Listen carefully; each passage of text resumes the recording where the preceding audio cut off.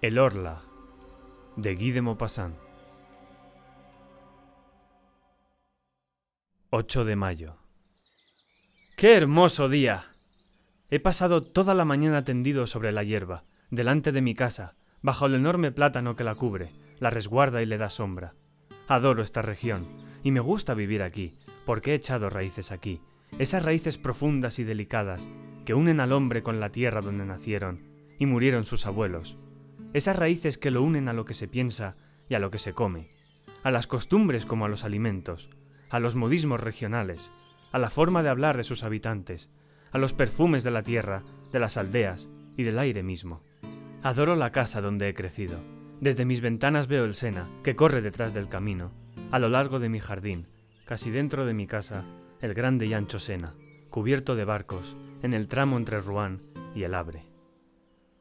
A lo lejos y a la izquierda está Rouen, la vasta ciudad de techos azules, con sus numerosas y agudas torres góticas, delicadas o macizas, dominadas por la flecha de hierro de su catedral y pobladas de campanas que tañen en el aire azul de las mañanas hermosas, enviándome su suave y lejano murmullo de hierro, su canto de bronce que me llega con mayor o menor intensidad, según que la brisa aumente o disminuya. ¡Qué hermosa mañana! A eso de las 11 pasó frente a mi ventana un largo convoy de navíos arrastrados por un remolcador grande como una mosca, que jadeaba de fatiga lanzando por su chimenea un humo espeso. Después, pasaron 2 goletas inglesas, cuyas rojas banderas flameaban sobre el fondo del cielo, y un soberbio bergantín brasileño, blanco y admirablemente limpio y reluciente. Saludé su paso sin saber por qué, pues sentí placer al contemplarlo. 11 de mayo. Tengo algo de fiebre desde hace algunos días. Me siento dolorido, o más bien triste. ¿De dónde vienen esas misteriosas influencias que transforman nuestro bienestar en desaliento y nuestra confianza en angustia? Diríase que el aire invisible, está poblado de lo desconocido, de poderes cuya misteriosa proximidad experimentamos. Porque al despertarme siento una gran alegría y ganas de cantar, y luego, sorpresivamente, después de dar un corto paseo por la costa, regreso desolado como si me esperase una desgracia en mi casa? Tal vez una ráfaga fría al rozarme la piel me ha alterado los nervios y ensombrecido el alma. ¿Acaso la forma de las nubes o el color tan variable del día o de las cosas me ha perturbado el pensamiento al pasar por mis ojos? ¿Quién puede saberlo? Todo lo que nos rodea, lo que vemos sin mirar, lo que rozamos inconscientemente, lo que tocamos sin palpar y lo que encontramos sin reparar en ello, tiene efectos rápidos, sorprendentes e inexplicables sobre nosotros, sobre nuestros órganos y, por consiguiente, sobre nuestros pensamientos y nuestro corazón. ¡Cuán profundo es el misterio de lo invisible! No podemos explorarlo con nuestros mediocres sentidos, con nuestros ojos que no pueden percibir lo muy grande ni lo muy pequeño, lo muy próximo ni lo muy lejano, los habitantes de una estrella ni los de una gota de agua, con nuestros oídos que nos engañan, transformando las vibraciones del aire en ondas sonoras, como si fueran hadas que convierten milagrosamente en sonido ese movimiento, y que mediante esa metamorfosis hacen surgir la música que transforma en canto la muda agitación de la naturaleza. Con nuestro olfato, más débil que el del perro, con nuestro sentido del gusto, que apenas puede distinguir la edad de un vino, ¿cuántas cosas descubriríamos a nuestro alrededor si tuviéramos otros órganos que realizaran para nosotros otros milagros? 16 de mayo. Decididamente, estoy enfermo. Y pensar que estaba tan bien el mes pasado. Tengo fiebre, una fiebre atroz, o, mejor dicho, una nerviosidad febril que afecta por igual el alma y el cuerpo. Tengo continuamente la angustiosa sensación de un peligro que me amenaza, la aprensión de una desgracia inminente o de la muerte que se aproxima, el presentimiento suscitado por el comienzo de un mal aún desconocido que germina en la carne y en la sangre. 18 de mayo. Acabo de consultar al médico, pues ya no podía dormir. Me ha encontrado el pulso acelerado, los ojos inflamados y los nervios alterados, pero ningún síntoma alarmante. Debo darme duchas y tomar bromuro de potasio. 25 de mayo. No siento ninguna mejoría. Mi estado es realmente extraño. Cuando se aproxima la noche, me invade una inexplicable inquietud, como si la noche ocultase una terrible amenaza para mí. Ceno rápidamente y luego trato de leer, pero no comprendo las palabras y apenas distingo las letras. Camino entonces de un extremo a otro de la sala, sintiendo la opresión de un temor confuso e irresistible, el temor de dormir y el temor de la cama. A las 10 subo a la habitación. En cuanto entro, doy 2 vueltas a la llave y corro los cerrojos. Tengo miedo. ¿De qué? Hasta ahora nunca sentía temor por nada. Abro mis armarios, miro debajo de la cama, escucho.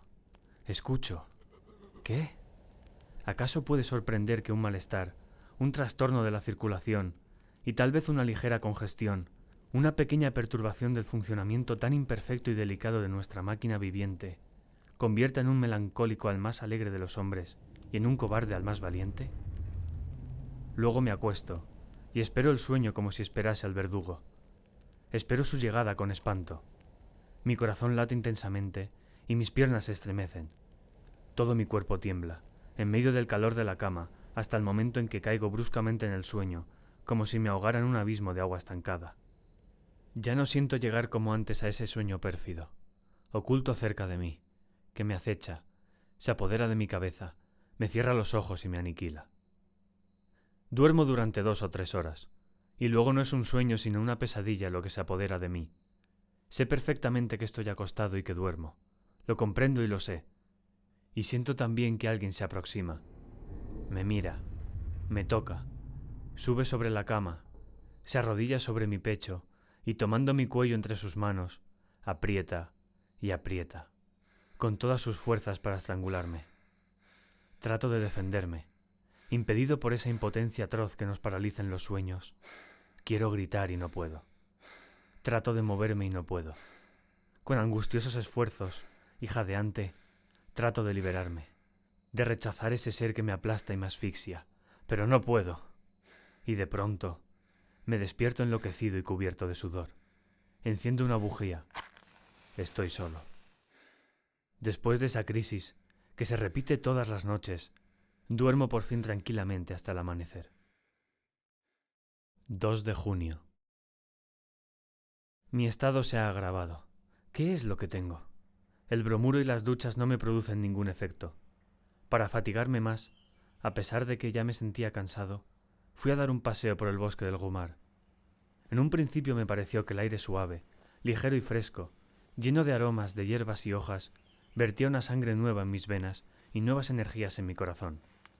Caminé por una gran avenida de caza y después por una estrecha alameda, entre 2 filas de árboles desmesuradamente altos que formaban un techo verde y espeso, casi negro, entre el cielo y yo.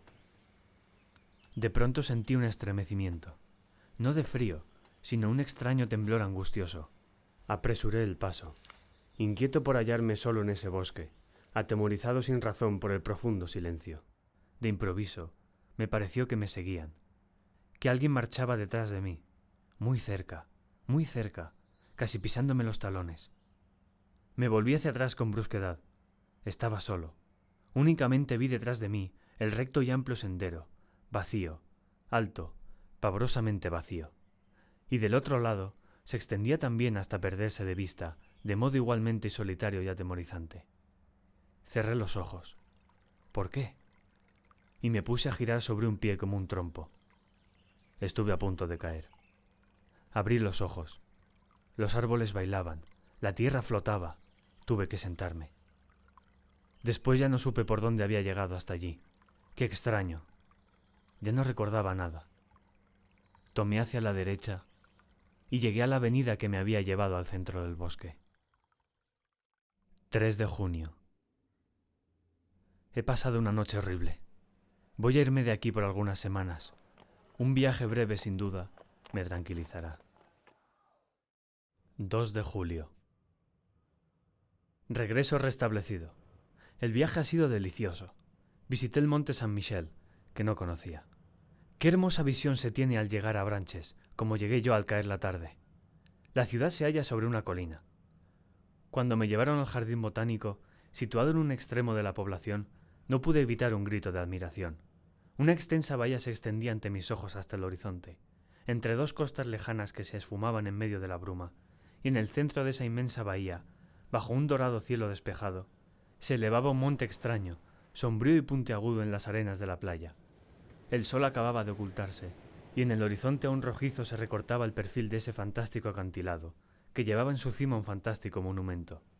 Al amanecer me dirigí hacia allí.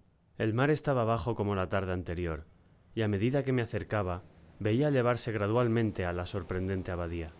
Luego de varias horas de marcha, llegué al enorme bloque de piedra en cuya cima se halla la pequeña población, dominada por la gran iglesia. Después de subir por la calle estrecha y empinada, penetré en la más admirable morada gótica construida por Dios en la tierra. Vasta como una ciudad, con numerosos recintos de techo bajo, como aplastados por bóvedas y galerías superiores, sostenidas por frágiles columnas. Entré en esa gigantesca joya de granito, ligera como un encaje, cubierta de torres, de esbeltos torreones, a los cuales se sube por intrincadas escaleras, que destacan en el cielo azul del día y negro de la noche. Sus extrañas cúpulas erizadas de quimeras, diablos, animales fantásticos y flores monstruosas unidas entre sí por finos arcos labrados. Cuando llegué a la cumbre, dije al monje que me acompañaba: «Qué bien se debe estar aquí, padre». «Es un lugar muy ventoso, señor», me respondió, y nos pusimos a conversar mientras mirábamos subir el mar, que avanzaba sobre la playa y parecía cubrirla con una coraza de acero. El monje me refirió historias, todas las viejas historias del lugar, leyendas, muchas leyendas. Una de ellas me impresionó mucho. Los nacidos en el monte aseguran que de noche se oyen voces en la playa y después se perciben los balidos de dos cabras, una de voz fuerte y la otra de voz débil. Los incrédulos afirman que son los graznidos de las aves marinas que se asemejan a balidos o a quejas humanas, pero los pescadores rezagados juran haber encontrado merodeando por las dunas, entre dos mareas y alrededor de la pequeña población, tan alejada del mundo, a un viejo pastor cuya cabeza nunca pudieron ver por llevarla cubierta con su capa, y delante de él marchan un macho cabrío con rostro de hombre y una cabra con rostro de mujer. Ambos tienen largos cabellos blancos y hablan sin cesar. Discuten en una lengua desconocida, interrumpiéndose de pronto para hablar con todas sus fuerzas. ¿Cree usted en eso?, pregunté al monje. No sé, me contestó. Yo proseguí.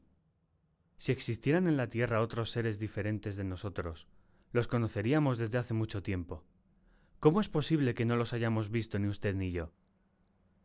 ¿Acaso vemos, me respondió, la 100.000ª parte de lo que existe? Observe, por ejemplo, el viento, que es la fuerza más poderosa de la naturaleza. El viento que derriba hombres y edificios, que arranca de cuajo los árboles y levanta montañas de agua en el mar, que destruye los acantilados y que arroja contra ellos a las grandes naves. El viento que mata, silba, gime y ruge. ¿Acaso lo ha visto alguna vez? ¿Acaso lo puede ver? Y sin embargo existe. Ante este sencillo razonamiento, opté por callarme. Este hombre podía ser un sabio, o tal vez un tonto. No podía afirmarlo con certeza, pero me llamé a silencio. Con mucha frecuencia había pensado en lo que me dijo. 3 de julio. Dormí mal. Evidentemente, hay una influencia febril, pues mi cochero sufre del mismo mal que yo. Ayer, al regresar, observé su extraña palidez. Le pregunté: ¿Qué tiene, Jean? Ya no puedo descansar. Mis noches desgastan mis días. Desde la partida del señor, parece que padezco una especie de hechizo. Los demás criados están bien, pero temo que me vuelvan las crisis. 4 de julio. Decididamente, las crisis vuelven a empezar. Vuelvo a tener las mismas pesadillas. Anoche sentí que alguien se inclinaba sobre mí y con su boca sobre la mía bebía mi vida. Sí, la bebía con la misma avidez que una sanguijuela. Luego se incorporó saciado y yo me desperté tan extenuado y aniquilado que apenas podía moverme. Si eso se prolonga durante algunos días, volveré a ausentarme. 5 de julio. ¿He perdido la razón? Lo que pasó, lo que vi anoche, Es tan extraño que cuando pienso en ello pierdo la cabeza. Había cerrado la puerta con llave, como todas las noches, y luego sentí sed. Bebí medio vaso de agua y observé distraídamente que la botella estaba llena. Me acosté enseguida y caí en uno de mis espantosos sueños, del cual pude salir, cerca de 2 horas después, con una sacudida más horrible aún. Imagínense ustedes un hombre que es asesinado mientras duerme, que despierta con un cuchillo clavado en el pecho, jadeante y cubierto de sangre, que no puede respirar y que muere sin comprender lo que le ha sucedido. Después de recobrar la razón, sentí nuevamente sed. Encendí una bujía y me dirigí hacia la mesa donde había dejado la botella. La levanté inclinándola sobre el vaso, pero no había una gota de agua. Estaba vacía, completamente vacía. Al principio no comprendí nada, pero de pronto sentí una emoción tan atroz que tuve que sentarme, o mejor dicho, me desplomé sobre una silla. Luego me incorporé de un salto para mirar a mi alrededor. Después volví a sentarme, delante del cristal transparente, lleno de asombro y terror. Lo observaba con la mirada fija, tratando de imaginarme lo que había pasado. Mis manos temblaban.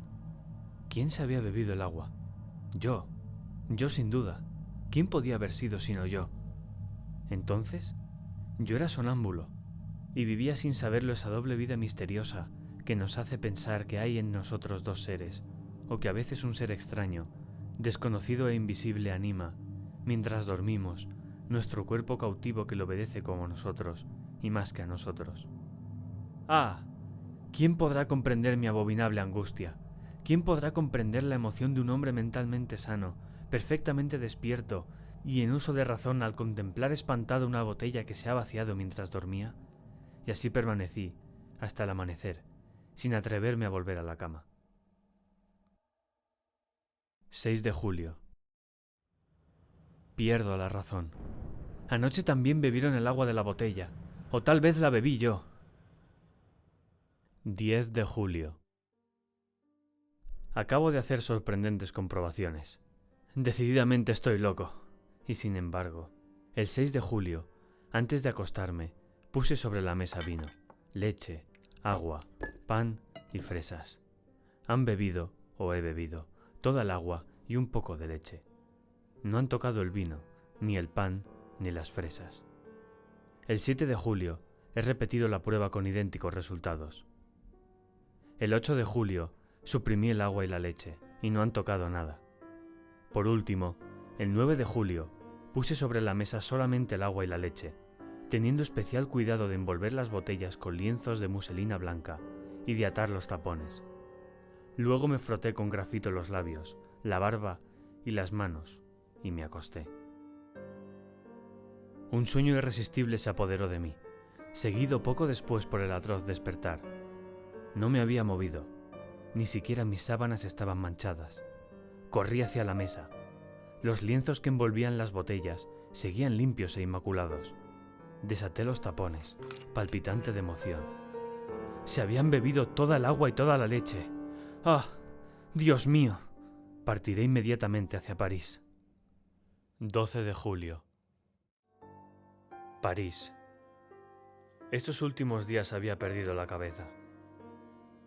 Tal vez he sido juguete de mi enervada imaginación, salvo que yo sea realmente sonámbulo, o que haya sufrido una de esas influencias comprobadas, pero hasta ahora inexplicables, que se llaman sugestiones. De todos modos, mi extravío rayaba en la demencia, y han bastado 24 horas en París para recobrar la cordura. Ayer, después de paseos y visitas que me han renovado y vivificado el alma, terminé el día en el Théâtre Français. Representábase una pieza de Alejandro Dumas hijo. Este autor vivaz y pujante ha terminado de curarme. Es evidente que la soledad resulta peligrosa para las mentes que piensan demasiado. Necesitamos ver a nuestro alrededor a hombres que piensen y hablen. Cuando permanecemos solos durante mucho tiempo, poblamos de fantasmas el vacío. Regresé muy contento al hotel, caminando por el centro. Al codearme con la multitud, pensé, no sin ironía, en mis terrores y suposiciones de la semana pasada, pues creí que un ser invisible vivía bajo mi techo. Cuán débil es nuestra razón, y cuán rápidamente se extravía cuando nos estremece un hecho incomprensible. En lugar de concluir con estas simples palabras, yo no comprendo por qué no puedo explicarme las causas, nos imaginamos enseguida impresionantes misterios y poderes sobrenaturales. 14 de julio. Fiesta de la República. He paseado por las calles. Los cohetes y banderas me divirtieron como a un niño. Sin embargo, me parece una tontería ponerse contento un día determinado por decreto del gobierno. El pueblo es un rebaño de imbéciles, a veces tonto y paciente, y otras feroz y rebelde. Se le dice, ¡diviértete!, y se divierte. Se le dice, ve a combatir con tu vecino, y va a combatir. Se le dice, vota por el emperador, y vota por el emperador. Después, vota por la República, y vota por la República. Los que lo dirigen son igualmente tontos, pero en lugar de obedecer a hombres, se atienen a principios, que por lo mismo que son principios, solo pueden ser necios, estériles y falsos. Es decir, ideas consideradas ciertas e inmutables, tan luego en este mundo, donde nada es seguro y donde la luz y el sonido son ilusorios. 16 de julio. Ayer he visto cosas que me preocuparon mucho.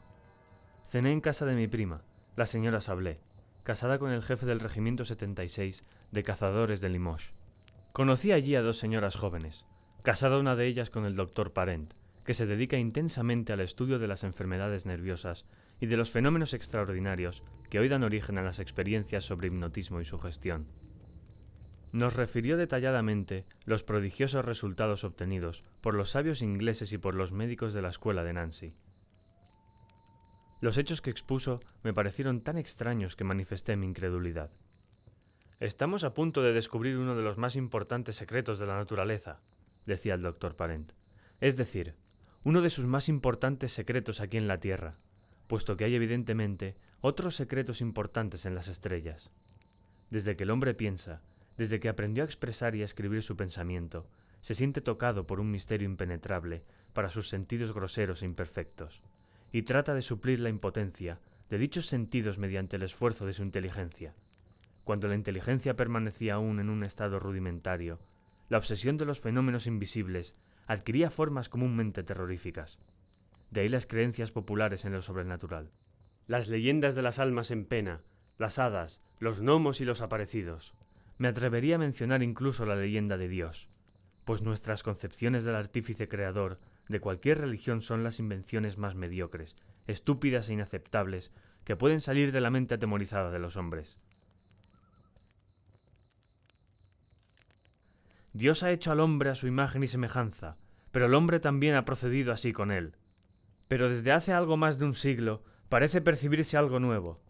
Mesmer y algunos otros nos señalan un nuevo camino, y, efectivamente, sobre todo, desde hace 4 o 5 años se han obtenido sorprendentes resultados.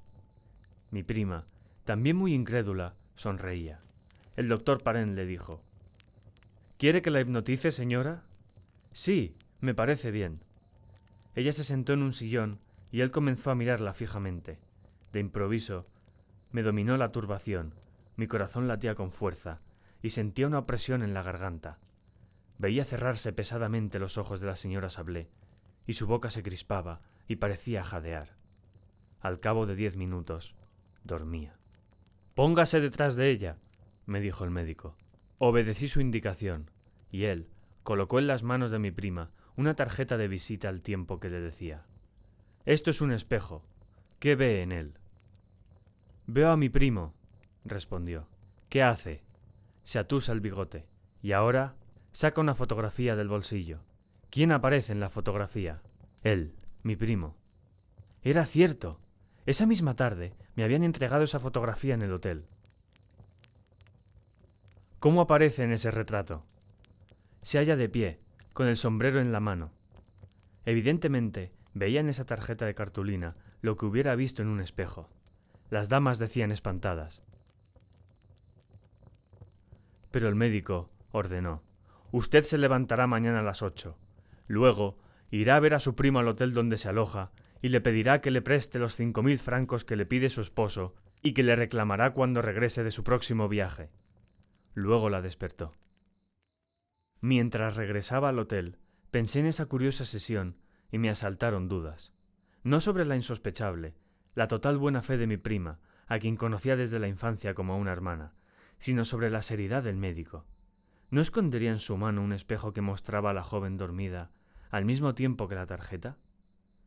Los prestidigitadores profesionales hacen cosas semejantes.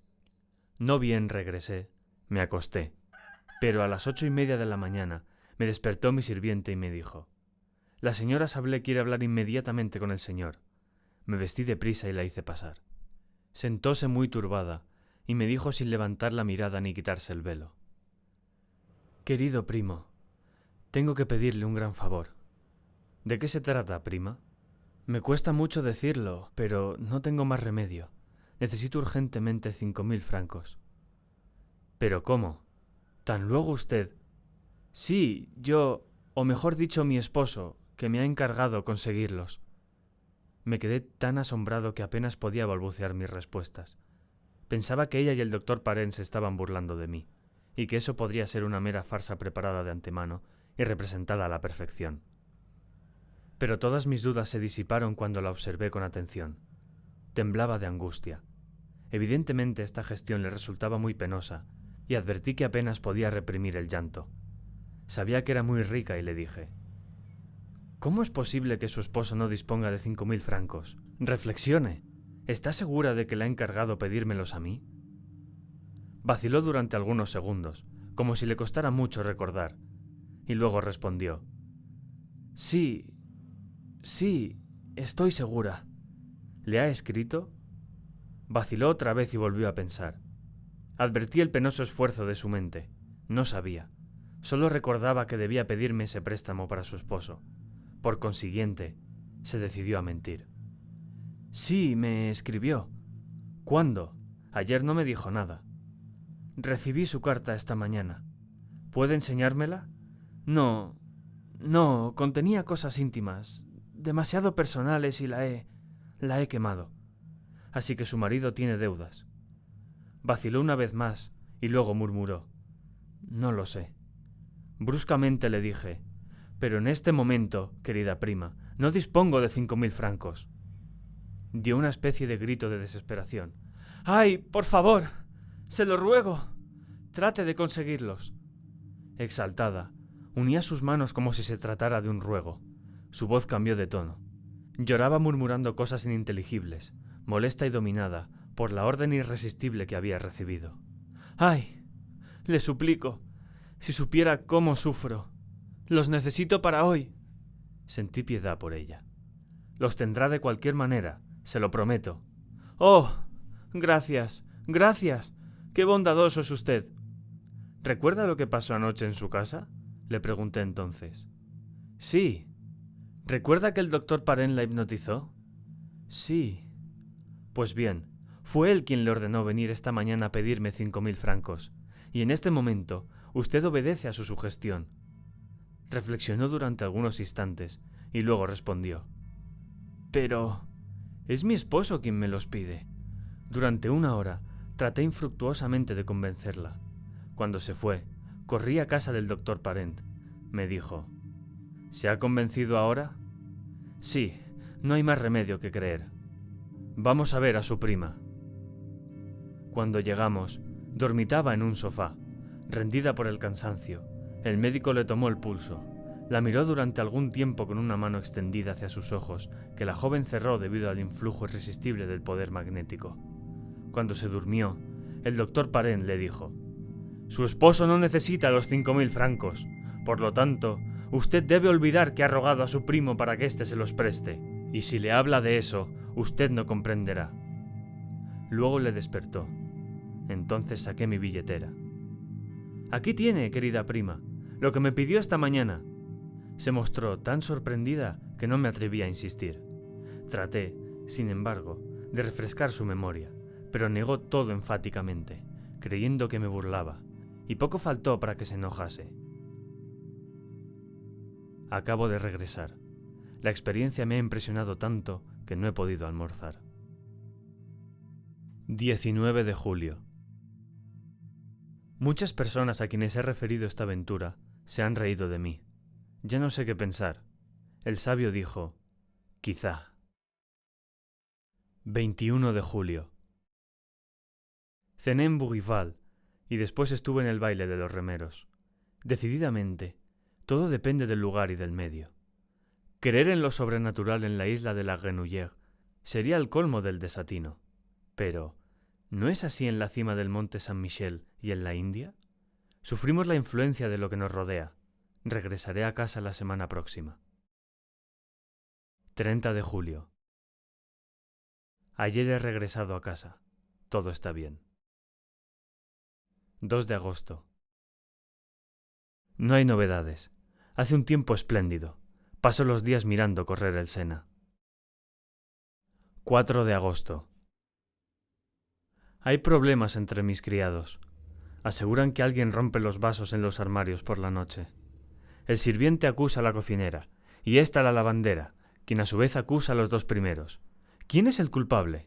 El tiempo lo dirá. 6 de agosto. Esta vez no estoy loco. Lo he visto. ¡Lo he visto! Ya no tengo la menor duda. ¡Lo he visto! Aún siento frío hasta en las uñas. El miedo me penetra hasta la médula. ¡Lo he visto! A las 2 de la tarde me paseaba a pleno sol por mi rosedal. Caminaba por el sendero de rosales de otoño que comienzan a florecer. Me detuve a observar un hermoso ejemplar de Jean de Batey, que tenía 3 flores magníficas, y vi entonces con toda claridad, cerca de mí, que el tallo de una de las rosas se doblaba, como movido por una mano invisible. Luego vi que se quebraba como si la misma mano lo cortase. Luego la flor se elevó, siguiendo la curva que habría descrito un brazo al llevarla hacia una boca, y permaneció, suspendida en el aire transparente, muy sola e inmóvil, como una pavorosa mancha a 3 pasos de mí. Azorado, me arrojé sobre ella para tomarla, pero no pude hacerlo. Había desaparecido. Sentí entonces rabia contra mí mismo, pues no es posible que una persona razonable tenga semejantes alucinaciones. Pero, ¿tratábase realmente de una alucinación? Volví hacia el rosal para buscar el tallo cortado, e inmediatamente lo encontré, recién cortado, entre las 2 rosas que permanecían en la rama. Regresé entonces a casa con la mente alterada.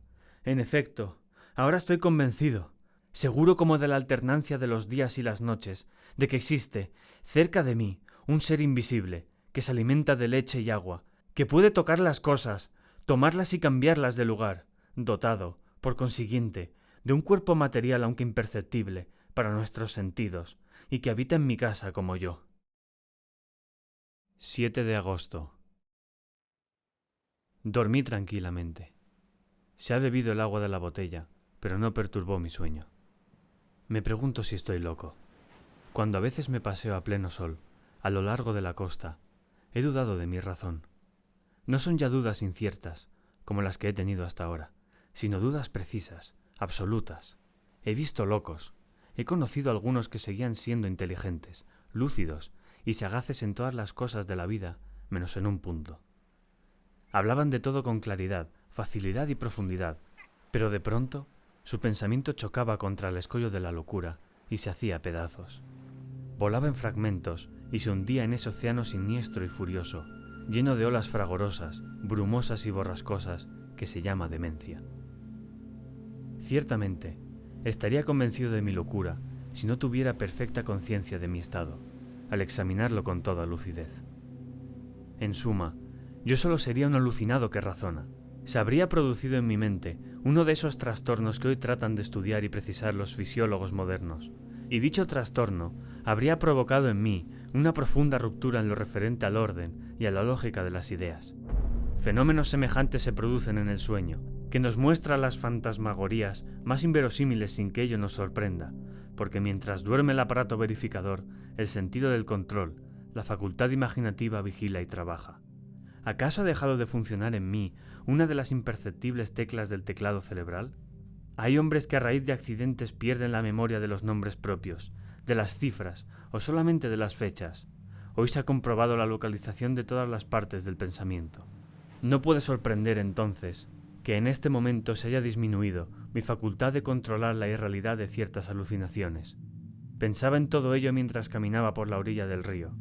El sol iluminaba el agua, sus rayos embellecían la tierra y llenaban mis ojos de amor por la vida, por las golondrinas cuya agilidad constituye para mí un motivo de alegría, por las hierbas de la orilla cuyo estremecimiento es un placer para mis oídos. Sin embargo, paulatinamente, me invadía un malestar inexplicable. Me parecía que una fuerza desconocida me detenía, me paralizaba, impidiéndome avanzar, y que trataba de hacerme volver atrás. Sentí ese doloroso deseo de volver, que nos oprime cuando hemos dejado en nuestra casa a un enfermo querido, y presentimos una agravación del mal. Regresé entonces, a pesar mío, convencido de que encontraría en casa una mala noticia, una carta o un telegrama. Nada de eso había, y me quedé más sorprendido e inquieto aún que si hubiese tenido una nueva visión fantástica. 8 de agosto. Pasé una noche horrible. Él no ha aparecido más, pero lo siento cerca de mí. Me espía, me mira, se introduce en mí y me domina. Así me resulta más temible, pues al ocultarse de este modo parece manifestar su presencia invisible y constante mediante fenómenos sobrenaturales. Sin embargo, he podido dormir. 9 de agosto. Nada ha sucedido, pero tengo miedo. 10 de agosto. Nada. ¿Qué sucederá mañana? 11 de agosto. Nada. Siempre nada.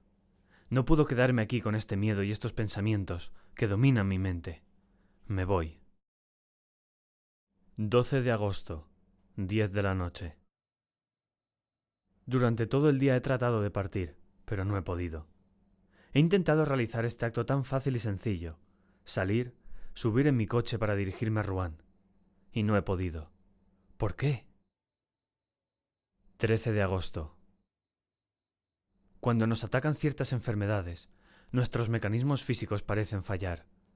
Sentimos que nos faltan las energías y que todos nuestros músculos se relajan. Los huesos parecen tan blandos como la carne, y la carne tan líquida como el agua. Todo eso repercute en mi espíritu de manera extraña y desoladora. Carezco de fuerzas y de valor. No puedo dominarme, y ni siquiera puedo hacer intervenir mi voluntad. Ya no tengo iniciativa, pero alguien lo hace por mí, y yo obedezco. 14 de agosto. Estoy perdido. Alguien domina mi alma y la dirige. Alguien ordena todos mis actos, mis movimientos y mis pensamientos. Ya no soy nada en mí. No soy más que un espectador prisionero y aterrorizado por todas las cosas que realizo. Quiero salir y no puedo. Él no quiere y tengo que quedarme, azorado y tembloroso en el sillón donde me obliga a sentarme. Solo deseo levantarme, incorporarme para sentirme todavía dueño de mí. Pero no puedo. Estoy clavado en mi asiento, y mi sillón se adhiere al suelo de tal modo que no habría fuerza capaz de movernos. De pronto, siento la irresistible necesidad de ir al huerto, a cortar fresas y comerlas. Y voy. Corto fresas y las como. ¡Oh, Dios mío! ¡Dios mío! ¿Será acaso un Dios? Si lo es, ¡salvadme! ¡Libradme! ¡Socorredme! ¡Perdón! ¡Piedad! ¡Misericordia! ¡Salvadme! ¡Oh, qué sufrimiento! ¡Qué suplicio! ¡Qué horror! 15 de agosto. Evidentemente, así estaba poseída y dominada mi prima cuando fue a pedirme 5.000 francos. Obedecía a un poder extraño que había penetrado en ella como otra alma, como un alma parásita y dominadora. ¿Es acaso el fin del mundo? Pero, ¿quién es el ser invisible que me domina? ¿Quién es ese desconocido, ese merodeador de una raza sobrenatural? Por consiguiente, los invisibles existen. Pero ¿cómo es posible que aún no se hayan manifestado desde el origen del mundo en una forma tan evidente como se manifiestan en mí? Nunca leí nada que se asemejara a lo que ha sucedido en mi casa. Si pudiera abandonarla, irme, huir y no regresar más, me salvaría, pero no puedo. 16 de agosto. Hoy pude escaparme durante 2 horas, como un preso que encuentra casualmente abierta la puerta de su calabozo. De pronto, sentí que yo estaba libre y que él se hallaba lejos. Ordené uncir los caballos rápidamente y me dirigí a Rouen. ¡Qué alegría poder decirle a un hombre que obedece! ¡Vamos a Rouen! Hice detener la marcha frente a la biblioteca, donde solicité en préstamo el gran tratado del doctor Hermann Herestauss sobre los habitantes desconocidos del mundo antiguo y moderno. Después, Cuando me disponía a subir a mi coche, quise decir «¡A la estación!» y grité. No dije, grité, con una voz tan fuerte que llamó la atención de los transeúntes. ¡A casa! Y caí pesadamente, loco de angustia, en el asiento. Él me había encontrado y volvía a posesionarse de mí. 17 de agosto. ¡Ah! ¡Qué noche! ¡Qué noche! Y sin embargo me parece que debería alegrarme. Leí hasta la 1 de la madrugada. Hermann Herestauss, doctor en filosofía y en teogonía, ha escrito la historia y las manifestaciones de todos los seres invisibles que merodean alrededor del hombre, o han sido soñados por él. Describe sus orígenes, sus dominios y sus poderes, pero ninguno de ellos se parece al que me domina. Se diría que el hombre, desde que pudo pensar, presintió, y temió la presencia de un ser nuevo más fuerte que él, su sucesor en el mundo, y que como no pudo prever la naturaleza de este amo, creó, en medio de su terror, todo ese mundo fantástico de seres ocultos y de fantasmas misteriosos surgidos del miedo. Después de leer hasta la 1 de la madrugada, me senté junto a mi ventana abierta para refrescarme la cabeza y el pensamiento con la apacible brisa de la noche. Era una noche hermosa y tibia, que en otra ocasión me hubiera gustado mucho. No había luna, las estrellas brillaban en las profundidades del cielo con estremecedores destellos. ¿Quién vive en aquellos mundos? ¿Qué formas, qué seres vivientes, animales o plantas existirán allí? ¿Los seres pensantes de esos universos serán más sabios y más poderosos que nosotros? ¿Conocerán lo que nosotros ignoramos? Tal vez, cualquiera de estos días, uno de ellos atravesará el espacio y llegará a la Tierra para conquistarla, así como antiguamente los normandos sometían a los pueblos más débiles. Somos tan indefensos, inermes, ignorantes y pequeños, sobre este trozo del lodo que gira disuelto en una gota de agua. Pensando en eso, me adormecí en medio del fresco viento de la noche. Pero después de dormir unos 40 minutos, abrí los ojos sin hacer un movimiento, despertado por no sé qué emoción confusa y extraña. En un principio no vi nada, pero de pronto me pareció que una de las páginas del libro que había dejado abierto sobre la mesa acababa de darse la vuelta sola. No entraba ninguna corriente de aire por la ventana. Esperé, sorprendido. Al cabo de 4 minutos, vi con mis propios ojos que una nueva página se levantaba y caía sobre la otra, como movida por un dedo. Mi sillón estaba vacío. Aparentemente estaba vacío, pero comprendí que él estaba leyendo allí, sentado en mi lugar. Con un furioso salto, un salto de fiera irritada que se rebela contra el domador, atravesé la habitación para atraparlo, estrangularlo y matarlo. Pero antes de que llegara, el sillón cayó delante de mí como si él hubiera huido. La mesa osciló, la lámpara rodó por el suelo y se apagó, y la ventana se cerró como si un malhechor sorprendido hubiese escapado por la oscuridad, tomando con ambas manos los batientes. Había escapado. Había sentido miedo. Miedo de mí. Entonces mañana, pasado mañana, o cualquiera de estos, podré tenerlo bajo mis puños y aplastarlo contra el suelo. ¿Acaso a veces los perros no muerden y degüellan a sus amos? 18 de agosto. He pensado durante todo el día. Oh, sí, voy a obedecerle. Seguiré sus impulsos, cumpliré sus deseos. Seré humilde, sumiso y cobarde. Él es más fuerte. Hasta que llegue el momento. 19 de agosto. Ya sé todo. Acabo de leer lo que sigue en la revista del Mundo Científico. Nos llega una noticia muy curiosa de Río de Janeiro, una epidemia de locura, comparable a las demencias contagiosas que asolaron a los pueblos europeos en la Edad Media. Se ha producido en el estado de San Pablo. Los habitantes despavoridos abandonan sus casas y huyen de los pueblos.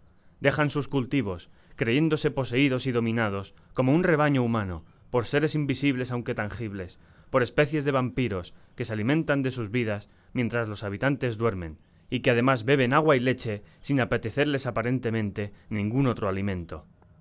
El profesor don Pedro Enríquez, en compañía de varios médicos eminentes, ha partido para el estado de San Pablo, a fin de estudiar sobre el terreno el origen y las manifestaciones de esta sorprendente locura, y poder aconsejar al emperador las medidas que juzgue convenientes para apaciguar a los delirantes pobladores. ¡Ah! Ahora recuerdo. el hermoso bergantín brasileño que pasó frente a mis ventanas, remontando en el Sena, el 8 de mayo último. Me pareció tan hermoso, blanco y alegre. Allí estaba él, que venía de lejos, del lugar donde es originaria su raza, y me vio. Vio también mi blanca vivienda, y saltó del navío a la costa. ¡Oh, Dios mío! Ahora ya lo sé y lo presiento. El reinado del hombre ha terminado. Ha venido aquel que inspiró los primeros terrores de los pueblos primitivos, aquel que exorcizaban los sacerdotes inquietos y que invocaban los brujos en las noches oscuras, aunque sin verlo todavía. Aquel a quien los presentimientos de los transitorios dueños del mundo adjudicaban formas monstruosas o graciosas, de gnomos, espíritus, genios, hadas y duendes. Después de las groseras concepciones del espanto primitivo, hombres más perspicaces han presentido con mayor claridad. Mesmer lo sospechaba, y hace ya 10 años que los médicos han descubierto la naturaleza de su poder de manera precisa, antes de que él mismo pudiera ejercerlo. Han jugado con el arma del nuevo señor, con una facultad misteriosa sobre el alma humana. La han denominado magnetismo, hipnotismo, sugestión, qué sé yo. Los he visto divertirse como niños imprudentes con este terrible poder. ¡Desgraciados de nosotros! ¡Desgraciado del hombre! Ha llegado él. ¿Cómo se llama? Parece que me gritara su nombre y no lo oyese. Él, sí, grita, escucho. ¿Cómo? Repite.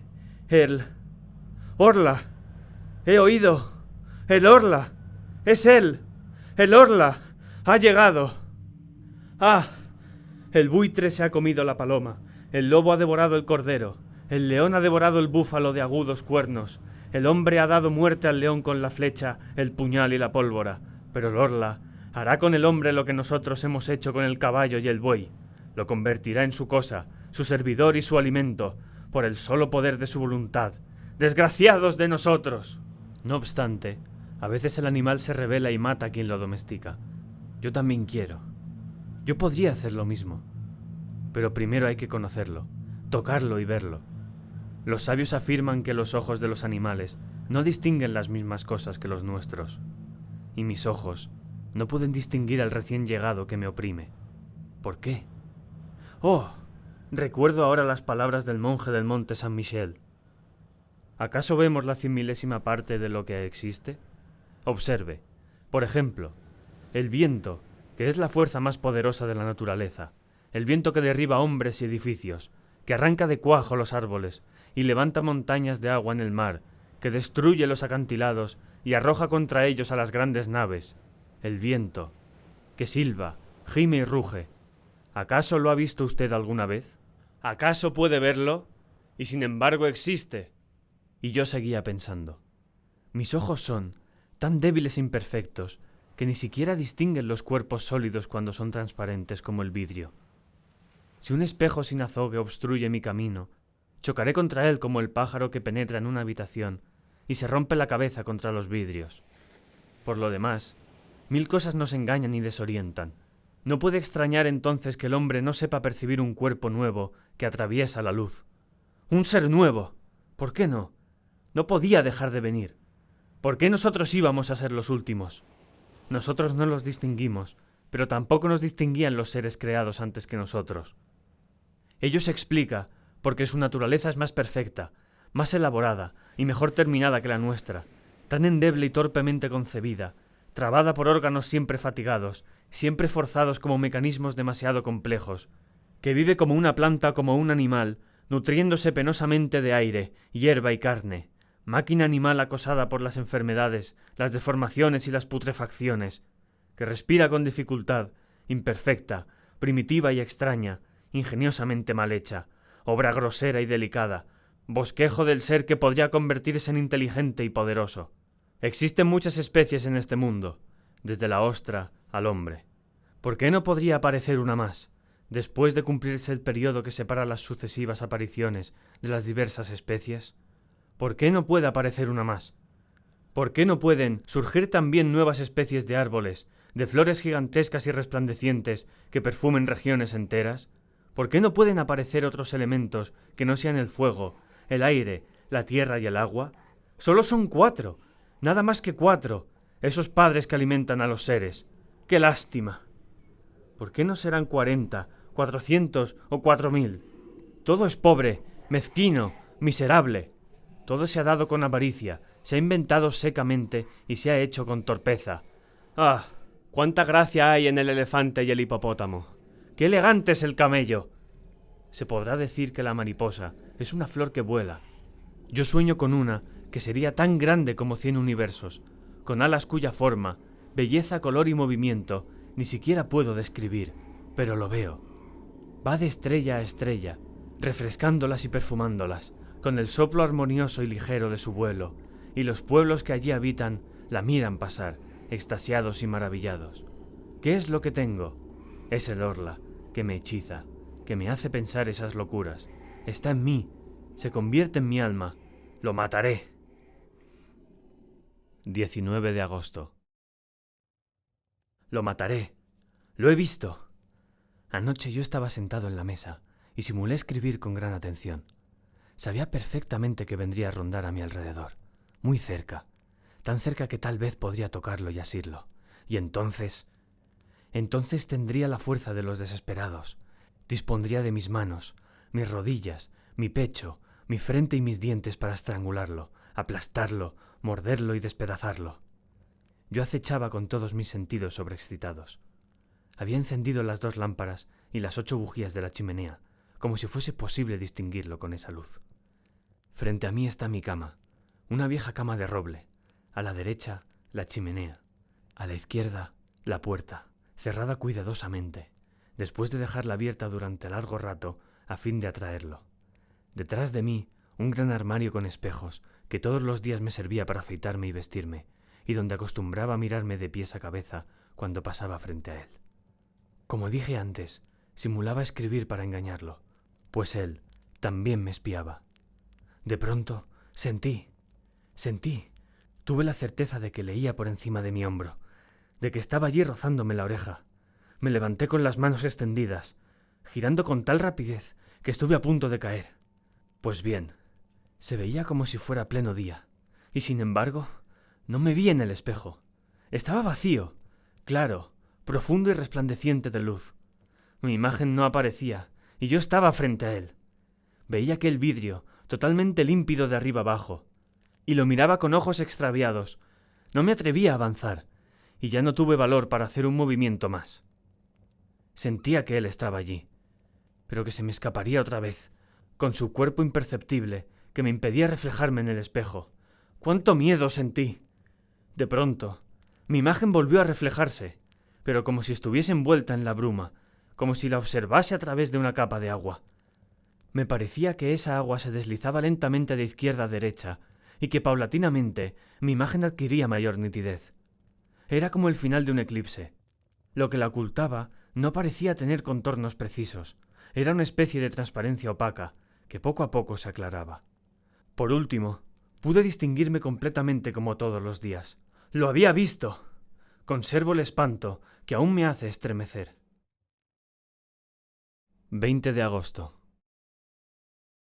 ¿Cómo podré matarlo si está fuera de mi alcance? ¿Envenenándolo?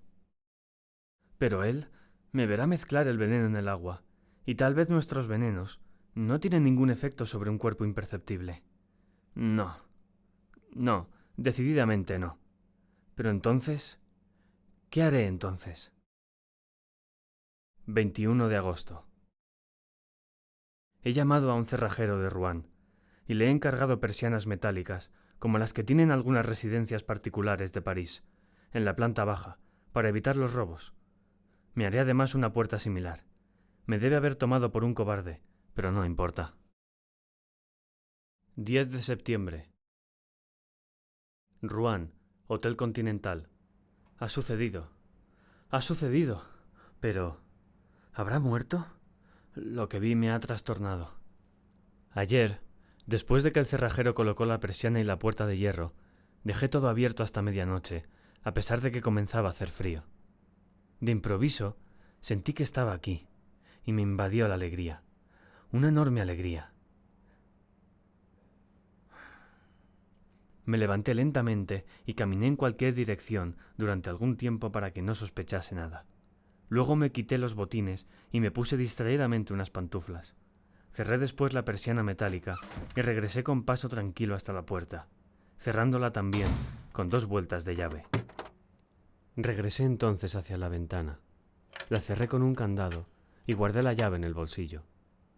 De pronto, comprendí que se agitaba a mi alrededor, que él también sentía miedo y que me ordenaba que le abriera. Estuve a punto de ceder, pero no lo hice. Me acerqué a la puerta y le entreabrí lo suficiente como para poder pasar retrocediendo, y como soy muy alto, mi cabeza llegaba hasta el dintel. Estaba seguro de que no había podido escapar, y allí lo acorralé solo, completamente solo. ¡Qué alegría! Había caído en mi poder. Entonces descendí corriendo a la planta baja, tomé las 2 lámparas que se hallaban en la sala situada debajo de mi habitación y, con el aceite que contenían, rocié la alfombra, los muebles, todo. Luego les prendí fuego y me puse a salvo después de cerrar bien, con 2 vueltas de llave, la puerta de entrada. Me escondí en el fondo de mi jardín tras un macizo de laureles. ¡Qué larga me pareció la espera! Reinaba la más completa oscuridad, gran quietud y silencio. No soplaba la menor brisa, no había una sola estrella, nada más que montañas de nubes que, aunque no se veían, hacían sentir su gran peso sobre mi alma. Miraba mi casa y esperaba. ¡Qué larga era la espera!